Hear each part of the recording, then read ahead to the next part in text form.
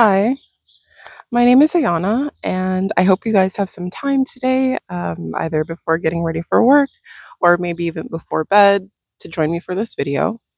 This video today is a message to my younger self to convince her to follow her dreams. And even though this video is for her, I'm hoping that everyone watching feels a little bit more inspired to follow their dreams too. Hi again. Like I said before, my name is Ayana, and I just turned 31 this year. And in trying to script this video, I was trying to figure out what else I could say about myself. People usually go with what they do for a living, like I'm a lawyer or I'm a doctor. And as ambitious as younger me was, we didn't quite go on that path. I work in hotel management, or at least I did until I recently quit my job. The briefcase is just a prop. If I seem stressed about the choice that I made to do that, it is not a facade. I am stressing. The talented artsy kid to burnt out adult pipeline is quite the roller coaster. Nor would I recommend anyone doing exactly what I did, how I did it, be better than me. But let me explain. I was an art kid. I was always singing and writing and dancing in school talent shows. Even before school, my parents would indulge me and let us perform choreography that I made up with my cousins and sister. I even dabbled at drawing bug eyed anime characters in school. Writing was my favorite, though. That was my strong suit. I used to write stories in all different types of genres, poetry, even rap songs. And I used to read a lot. And not to toot my own horn or anything, but I was pretty good at it, unless everyone I know is blowing smoke up my ass. My parents and siblings had a little bit more of a reason to be biased, but my teachers a little bit less so. And I had a lot of teachers who suggested that I put my stories into competitions. I even wrote a script for um, a school film festival, and it won prizes. I hope I'm not fondly remembering a participation trophy, but I was good and I loved it. And I would spend time in class just working on stories. And maybe this is TMI, but I would sometimes take notebooks into the bathroom as not to miss toilet time inspiration. This was before it was fun to use your phone while taking a poop, okay? Yes, sometimes I would write in the bathroom.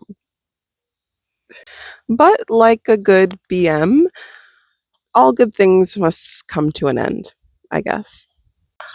On that funny thing I just said, I am gonna change really quickly because it's like 80 degrees, and this was really cute for the thumbnail and everything, but it's hot. So let me change it to something a little bit more me. And we're back, but a little bit more me and a lot better suited for the weather. For many reasons that I won't go into here today, the last 2 years of high school was on top of some social emotional stuff that I was dealing with at the time that in hindsight is probably related to some suspected neurodivergence now. I'm not a doctor. Suddenly the chorus of support that I had for art, for writing, sounded a lot different. Suddenly the songs of praise that I was getting from the adults in my life was being filtered through capitalism. And I had no reference for that as a kid. I just knew that it was really frustrating to suddenly be asked what I was going to study forever and make a career out of forever. And I couldn't understand why they made it seem like it couldn't be art or my writing. Whatever I chose now, it had to be practical and it had to make money. And as an adult, I can look back and understand why I was given some of the advice that I was given, but that didn't stop it from being extremely destabilizing at the time. This primarily happened in school because their job is to help you do the next thing that you're supposed to do. I didn't mention this before, but I was definitely one of those kids who was a rule follower. Unless I thought something felt unjust, and then I was kind of annoying. Shout out my eighth or ninth grade teacher who didn't take it personally and actually saw the genius in me calling him a tyrant in one of our school writing assignments. He assigned me to his advanced placement English course after that, and we got along way better. But I liked rules, and I still kind of do. And at that time, I thought the rules were go to school, get good grades, go to college, graduate, have a job and family. I think that's what I thought the rules were. I didn't even for 1 second consider what the details were. Also, big L for me for following the rules this whole time when secretly we lived in a lawless, ruleless society anyway, so we now know. The trick is there are no rules except the ones you make for yourself in this game that we're all playing, but I'm getting a little ahead of myself. At the time, those were the rules, and I followed them. And no teacher ever explicitly told me that I couldn't be a writer or an actor, although some people at my church did, which maybe is a story for another time. But they were all just concerned about my financial future. I didn't know what that was or what that meant, but I guess I opted in by signing loan documents to go to college when I was 17. Feels like it should be legal. And also, jokes on them because I dropped out. They're still looking for the money. Suddenly, I was being bombarded by people asking me what I wanted to do. And to me, the answer seemed obvious. But when a straight A, B student tells you they want to be an actor, ew, I guess. Or at least that's how it felt. Suddenly, writer, actor, the things that I enjoyed about school felt like they were the wrong answer. I don't remember the full context of this conversation that I had with this one teacher, and I don't want to throw them under the bus because we did have a really great relationship.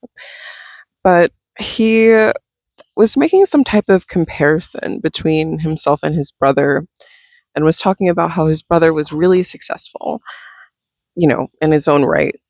And he made a comparison to himself, and the phrase, those who cannot do, teach, came up. And I'm sure it wasn't off of this singular conversation that I made the choice that I did, but it finally, with that, felt like I had a right answer.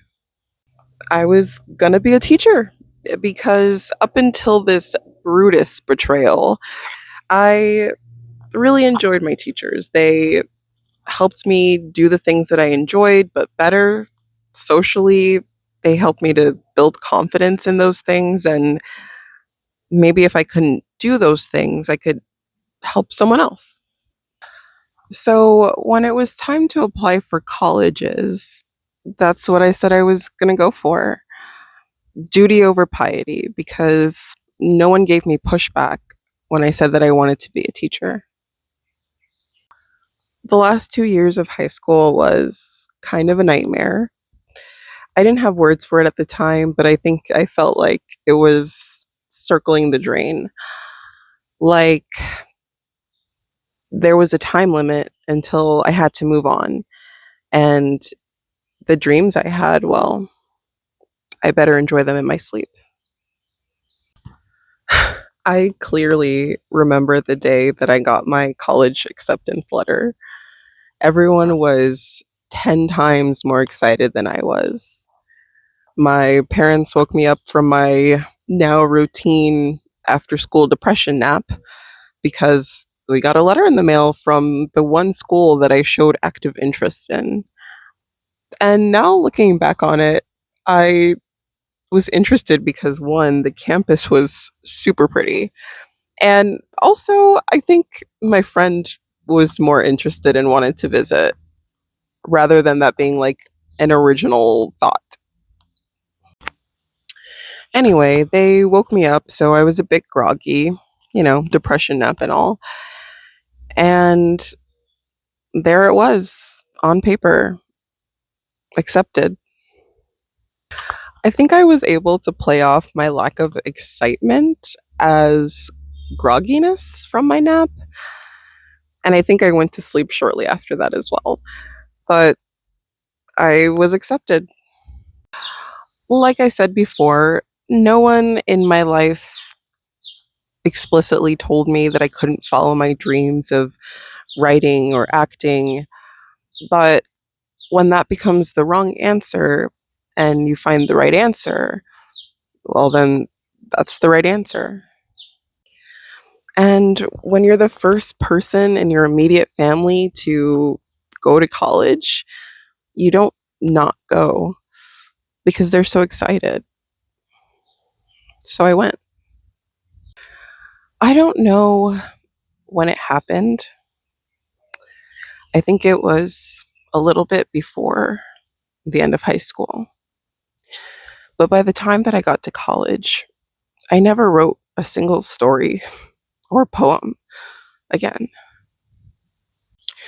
Looking back, I actually remember telling myself that I wouldn't be able to be a successful writer anyway because I didn't experience enough pain in my life. Because artists have to be tortured. And life said, bet. So, like I said before, I dropped out. Like, I dropped all the way out. And I knew I wasn't happy, depressed even, but I was pretty decent in school, but college was not like school. It wasn't on my bingo card to have to manage my time myself so much right away. To be fair, I spent a lot of time ignoring that bingo card, and now I was there. Bingo. So now I was back at home continuing my depression naps, except this time I was a certified failure, loser, flunky, all those things. I don't think those things about myself anymore. In fact, I think I'm pretty cool. So if you also dropped out, you are most definitely not a loser. Not sure if you're as cool as me, but not a loser.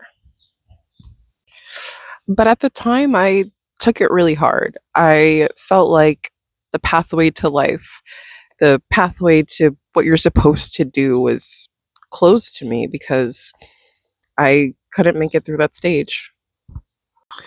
So after dropping out, I did spend some time wallowing, but that didn't last too long because my parents told me to get a job.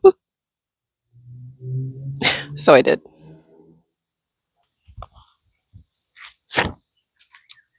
This is an actual copy of my resume. I wanted to make sure that I had everything in order. My first post dropout job was as a dishwasher at a movie theater that had a bar and restaurant. I will not be saying the name of it because advertising is a lot of money nowadays. So we don't do that for free. That was a hard job. I remember my first day after the end of the shift, I considered quitting because of how badly my back and feet were aching. I'm pretty sure I was lifting glass racks incorrectly. I do look back on this job pretty fondly, though, I will say. The hours were insane. I wouldn't get out of work most days until about 2 a.m., but a lot of the coworkers that I had at the time would go to this bar after work and we just hang out. I wasn't particularly close with anyone at this particular job, but I think this is the job that I worked where I enjoyed the people the most. I also cried a lot in the bathroom during my lunch breaks. Unrelated, I was just still feeling like a failure. My most memorable job post dropout was actually working back at this museum that I used to volunteer at as a high schooler. They had this awesome after school program where they would eventually train and then hire the kids so they can make some money. And when I went to visit again, I got super fortunate that some of the staff there still recognized me and they happened to have an open retail position for their gift shop. I was also able to give tours of certain areas, so I think it kind of worked out. After working in the gift shop for a while, they had an open position as an assistant in the after school program that I used to be a part of. Looking back, that is probably the singular most meaningful job that I've ever worked to date. I felt like I saw myself in those kids, excited about life with big dreams, and I felt honored to be able to be there to help encourage them to follow their dreams, unlike I did. But really, there was nothing like that. But like taking a good BM. Unfortunately, the director of the program, the person that I was hired to assist, they decided to step down to pursue other opportunities, and that left me holding the bag. Looking back objectively, outside of the feeling of overwhelm that I definitely suddenly did feel, I think I did a good job. Between the experience that I had working directly with my director and the 2 weeks of training that she was able to give me as best as she could before she left, basically going from a part time position to like a full salaried position without the salary, it was a lot. I took on the role because I cared about the job and I cared about the kids. But after a few weeks with no conversation about compensation, I think I did become a little resentful. I did learn my first big girl things about jobs. And I think the takeaway was that you should definitely ask for what you think you deserve and push for it, in fact. After a few weeks, I did approach someone about the fact that I was doing the job and that I would like to be compensated for it. After this conversation that I had, I was able to get a small raise, but ultimately they were still looking to replace my director, and that job couldn't go to me because I hadn't finished my education degree. Ouch. They did eventually find someone to fill that role, and we did some training together and we worked together for a little while, and it was great for a bit. And then it was 2020. I abandoned that job, regrettably. I figured that the kids had someone qualified, and that they were in good hands, and I couldn't anymore.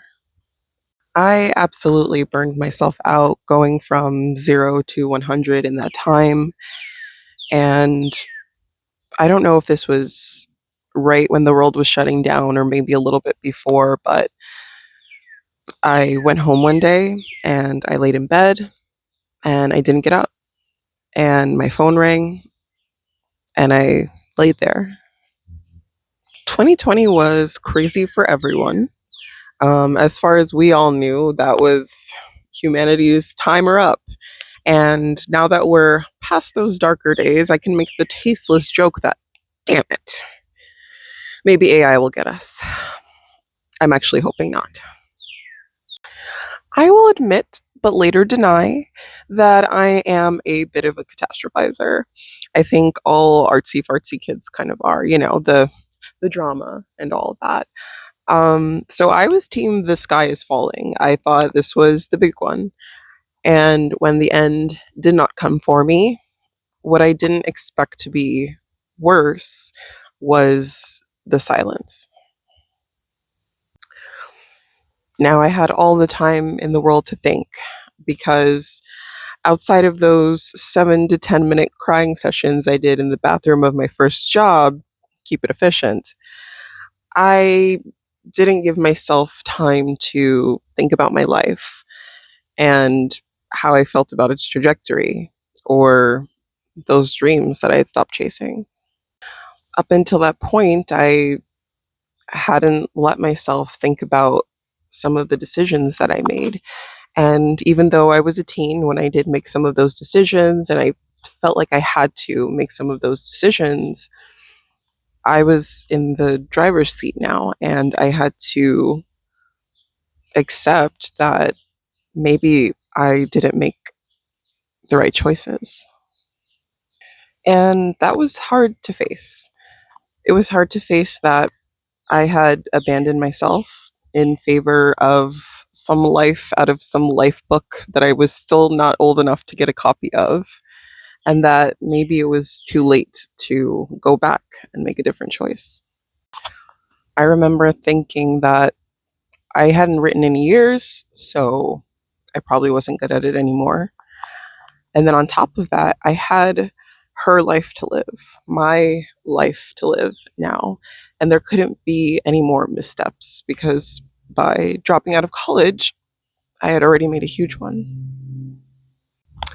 I wish I could tell you all that this was my come to Jesus moment, my revelation, but my toxic takeaway from my timeout in 2020 was that you can make a lot of money if you work really hard doing something that you don't enjoy, like my dishwashing job, or you can do something that you enjoy. It just probably wouldn't pay you very well. When I was once again forced to get a job by my parents after the end of 2020 timeout, I briefly worked as a package loader, truck loader at like a UPS or a FedEx. I don't really remember which one. And on my way to work one day, I actually saw that a hotel near my area was hiring. So I applied. I didn't know it at the time, but applying to that hotel position would change my life.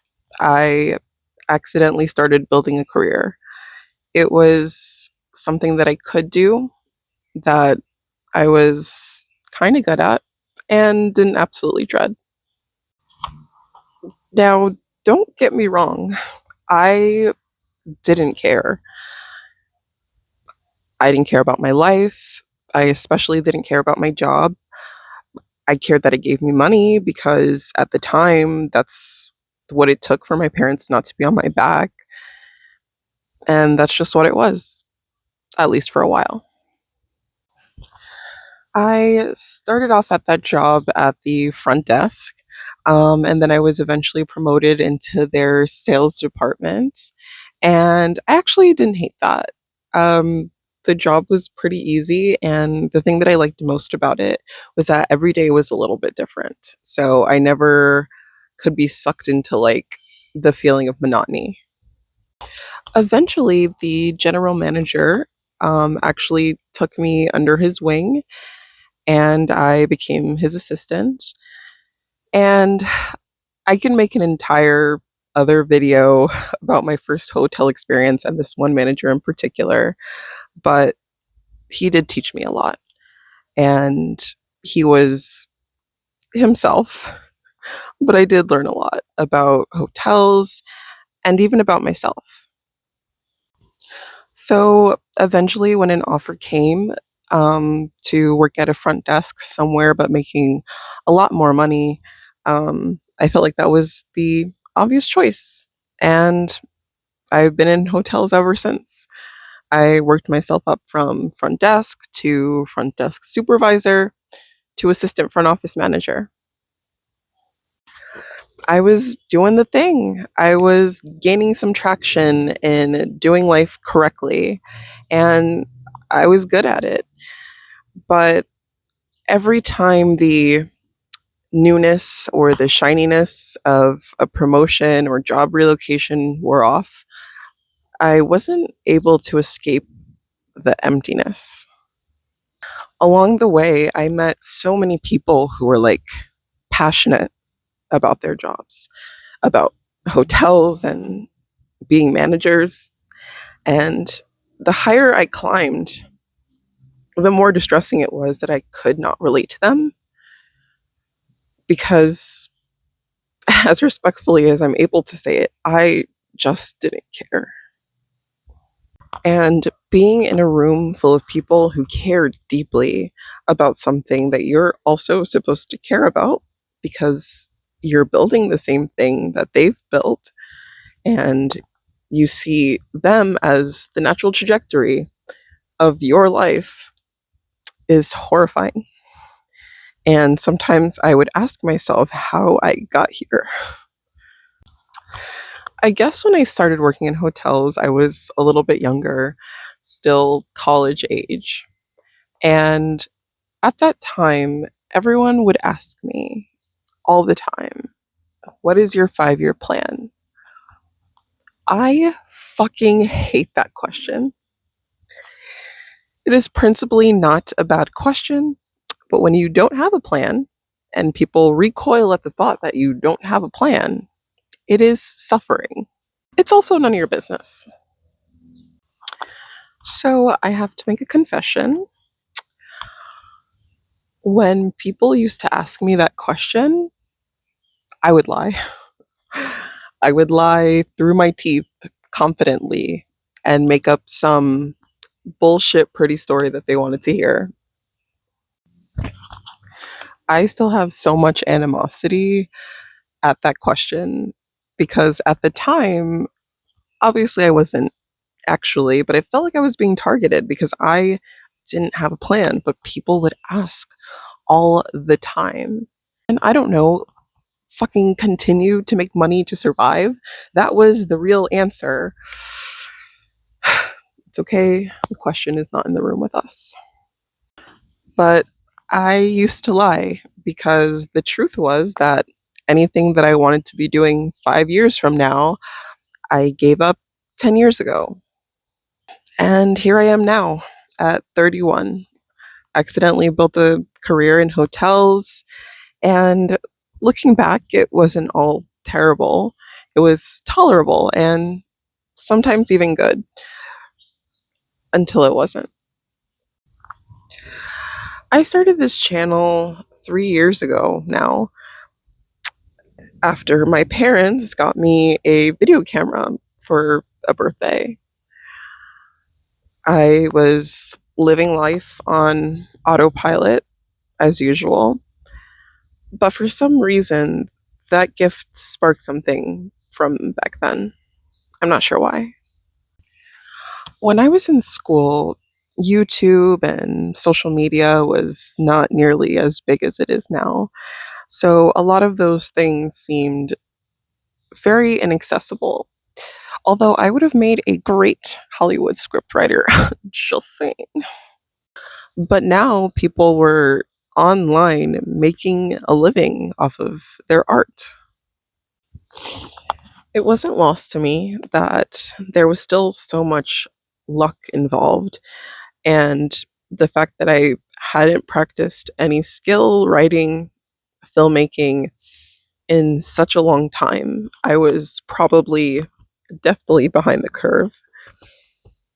But I couldn't help but think that maybe I could. I started posting videos irregularly, and although I was new to YouTube, The new to YouTube video quality was not in. I was also kind of trying to copy what I saw being successful online, but with me doing it, it was awkward and inauthentic. A la teacup unboxing.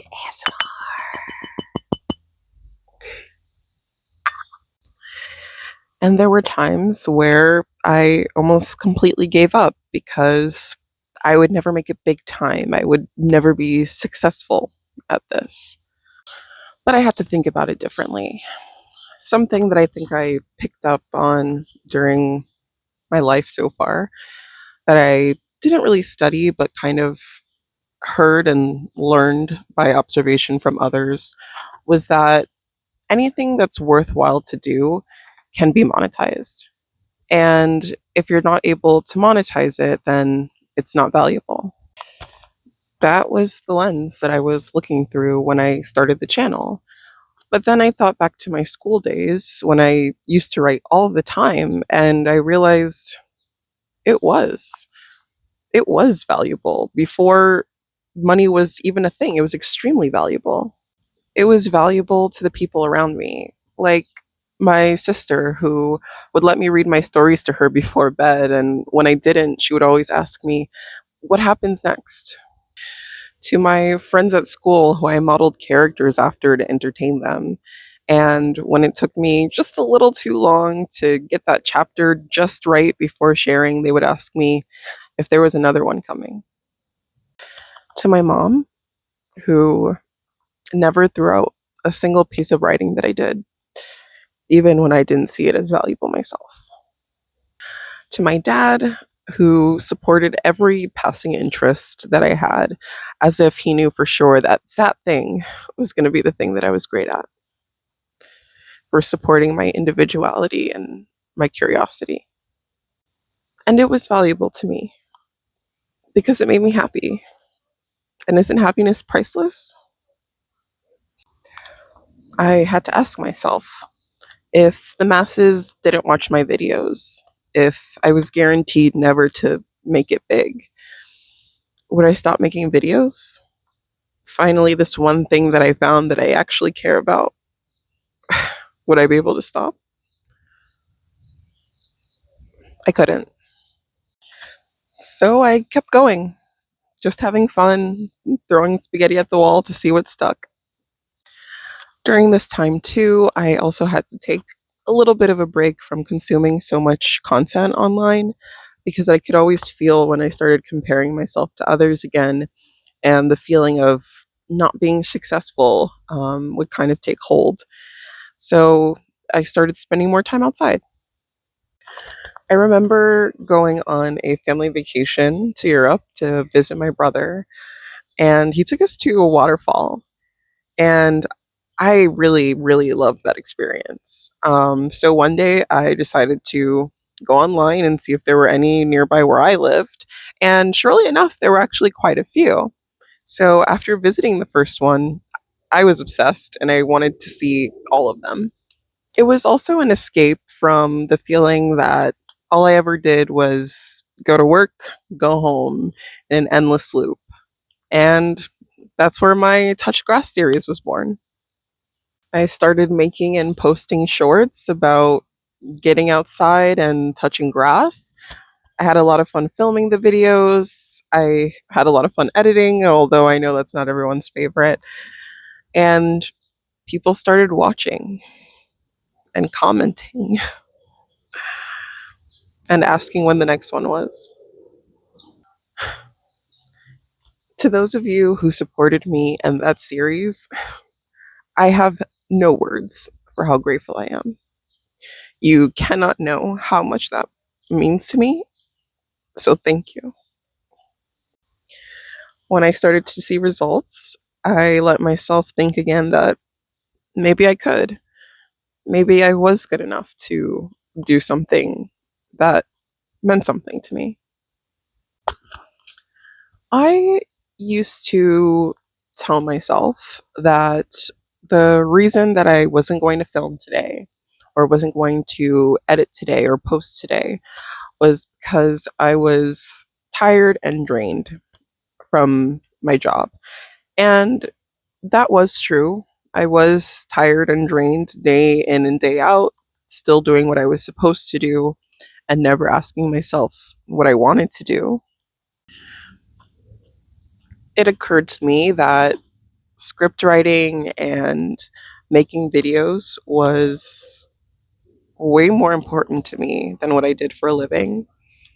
And it also occurred to me that there were people way more tired than I was who worked 2 and 3 jobs.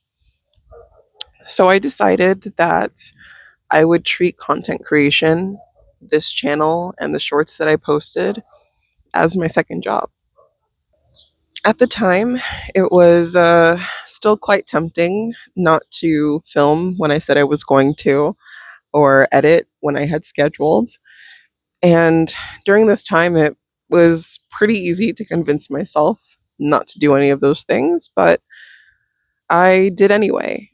And I reasoned that when I'm sick, when I'm tired, or when I just don't want to go, I still go to my job. My job, while I will always be extremely grateful to have, it didn't make my soul sing. Not like this. So I had to do this. And it's been nothing but upward momentum since then. Slow and steady progress, but I'm finally working towards something that's valuable to me. This, however, did cause a conflict because I was feeling so alive making videos and watching the steady growth that the other things in my life that I did that took up the majority of my time, aka my job, suddenly felt a lot dimmer. I felt an increasing amount of anxiety and anger at the fact that I would have to do another 8-hour shift in a place that I didn't want to be. But I also felt trapped because although I was putting a lot more time and effort into my videos, they weren't feeding me or paying my bills. And then I made the most impulsive decision I have ever made in my life up until this point, and I quit my job. To be fair, I did speak with a friend of mine in the industry who let me know that their place would likely be hiring soon, but that was far from a guarantee. But even without one, I know that I needed to stop doing what I was supposed to and doing what I wanted, what I needed to do for myself for once. Disclaimer, maybe don't do exactly what I did, how I did it. I don't know if you can feel the stress through the screen, but I was stressing. It was a very impulsive decision. I had enough to cover my limited bills for about 2 months, with enough left over for ramen dinners. And the next 2 weeks after that, I was just in free fall. I was able to not completely burn out my nerves by the fact that I did have an interview with my friend's hotel, but that was still not a guarantee. And in those 2 weeks, I didn't hear anything from them. The morning after my last day at the job, how did that feel? As long as I didn't look at my bank account, it felt pretty amazing. I felt like I could breathe, and all the excuses that I had as to why I wasn't following my dream with absolute passion and fervor were gone, which was also a scary feeling because now that meant that I was in charge of how this went. I wasn't following the rules anymore. And then the day after that, I got a call from the place where I'd done an interview, and they let me know that I had gotten the job. I listened to the woman on the other end of the line. tell me that they were happy and excited to be working with me and that they would be sending me emails with all my onboarding information, the normal stuff. And I started crying. I cry a lot because I'm just a baby. I'm just a 6 foot baby. I didn't know what was happening with me at the time. This was supposed to be good news, great news, even. I gave my pleasantries and ended the call, and then I started sobbing. I kind of felt this story brewing at that time, so I did record a little bit of my meltdown. Not sure if I'm going to be sharing that. I am debating. I felt like for a second I finally escaped the shadow of should, and it was finally my turn to decide. But suddenly, so quickly, I would have to do what I was supposed to do again. I want you guys to understand that, like I said before, I am, was a rule follower. And even though I was being crushed underneath the boot of what I should do, what the correct life path was, I was still beholden to these ideas. I was still terrified that, like when I dropped out of college, if I made another misstep like that, I would for sure ruin my life if I didn't do what I was supposed to do. I believed that because I didn't know anything differently. But I also did know that I was dying inside. So I made another impulsive decision. I called the job back and I told them that I could not accept their offer. And then I cried 10 times harder because surely I was ruining my life again. I started looking back at the stories that I used to read and some of the ones that I used to write since, now I have all the time in the world.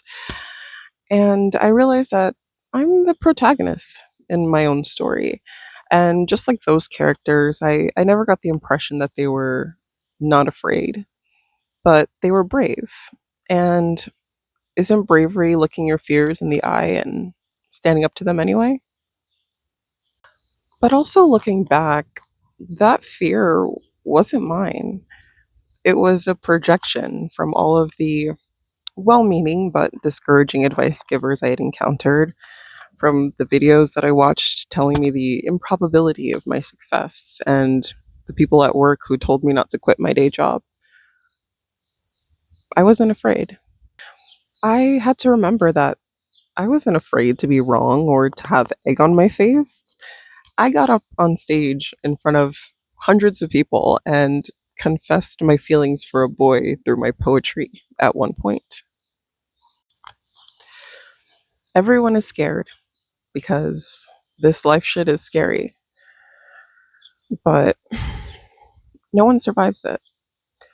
And like that quote from Emiliano Zapata, it's better to die on your feet than to live on your knees. And this is going to be my way of doing that. If I need to go back to hotels, I can always start again. I've always been quite good at starting over, thanks to all the dropped hobbies that I had as a kid. Thanks, mom and dad, for all the money sinks. Here's hoping it was worth something. And I mean, it was, because master of none, but I'm very interesting. So, little me, don't be too worried or too discouraged, because we did forget for a little while, but we finally remembered our dreams, the ones we had in the daytime while wide awake, the ones we shared with the people around us. We just had to live the story a little before we could tell it. Now, this part is for you, viewer. Success is not linear. Sometimes it looks like being 31 and having no idea what you're doing. But please know that the world needs you. Right now, the world needs you. Your story, your voice, your art. And I know that because I needed you. In some of my darkest times, I needed people who took all of this mess and transformed it into something beautiful and encouraging. So please follow your dreams. I don't really know what this channel is going to look like going forward. It's going to be more me, but I've decided that this is the next chapter and I'm writing this one. It's a thriller and a romance, a coming of age, and a work in progress. And I hope you'll stick around for it. Thank you for watching my video. If you've made it to the end, it would mean the world to me if you would like, comment, and subscribe. And I'll see you next time. Following my dreams journey. This is what following your dreams looks like, guys. So that's what I said I was gonna.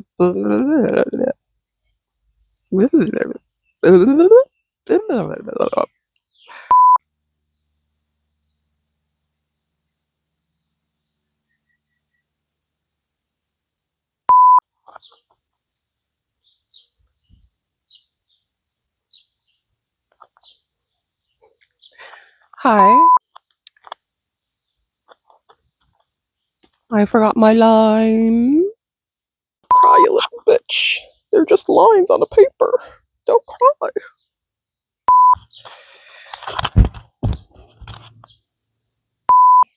I'm just a 6-foot baby. That's so cringe. It's so cringe.